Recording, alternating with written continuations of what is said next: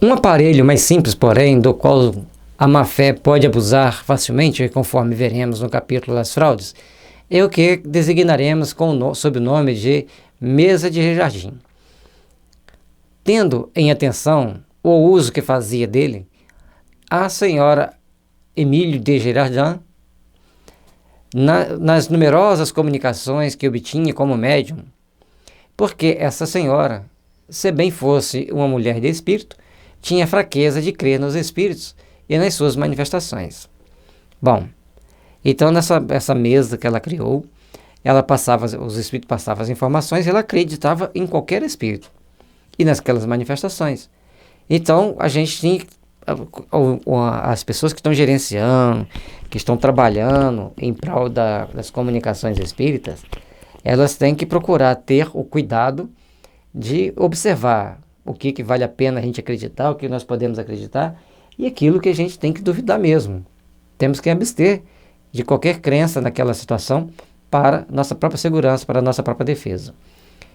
Consiste o instrumento num tampo móvel de mesa, com o diâmetro de 30 a 40 centímetros, girando livre e facilmente em torno de um eixo, como de uma roleta.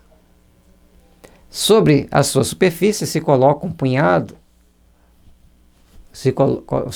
e acompanhando-se a circunferência, se acham traçados, como sobre um quadrante, as letras do alfabeto, dos algarismos e as palavras sim e não. Ao centro existe uma agulha fixa.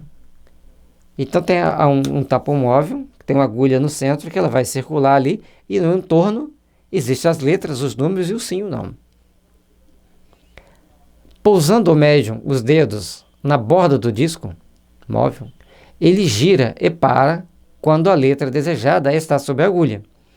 Escrevem-se umas após as outras as letras indicadas e formam-se assim muito rapidamente as palavras e as frases. Não era encostar a mão e para fazer girar, não. Era só aproximar a mão sobre aquela tampa móvel e ele começava a girar. Sempre o aviso, não tente fazer isso em casa. Porque os espíritos que vão produzir efeitos físicos, normalmente, não são espíritos comprometidos com o bem. Naquela época era admitido porque estava no início da codificação, precisava-se dos fenômenos para chamar a atenção. Hoje nós temos que ter um certo cuidado para que a gente entenda os mecanismos, os riscos dos mecanismos e nos aperfeiçoemos a mediunidade, psicofonia, psicografia, pictografia na casa espírita.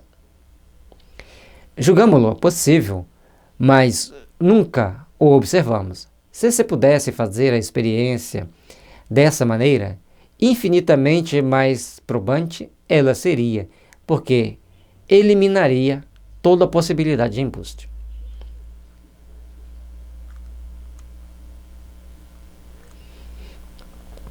Bom, aqui não teria possibilidade de um embuste desde que todo mundo respeitasse a regra. A mão fosse colocada a uma certa distância, a agulha movendo naquele disco, junto com aquele disco, e informando as palavras com muito mais rapidez, porque o disco gira na velocidade que o espírito quer. Copiou a palavra, copiou a letra, vai para a próxima. Então, todo o trabalho que o Kardec foi fazendo, todo o processo que ele montou para que os espíritos ajudaram a montar, ele observava o que era bom e o que não era, as possibilidades de embustes e a credulidade das pessoas. Ele fazia uma avaliação geral daquela situação, de forma a não ferir a suscetibilidade de ninguém, a não criar problemas, criar atrito. Simplesmente ele colocava os prós e os contras, para as pessoas saberem que existia o pró e o contra, para poder ter mais cuidado, e dentro desses cuidados que se propunham a ter, poder realizar aquilo que fosse útil para todos, aquilo que fosse melhor para todos.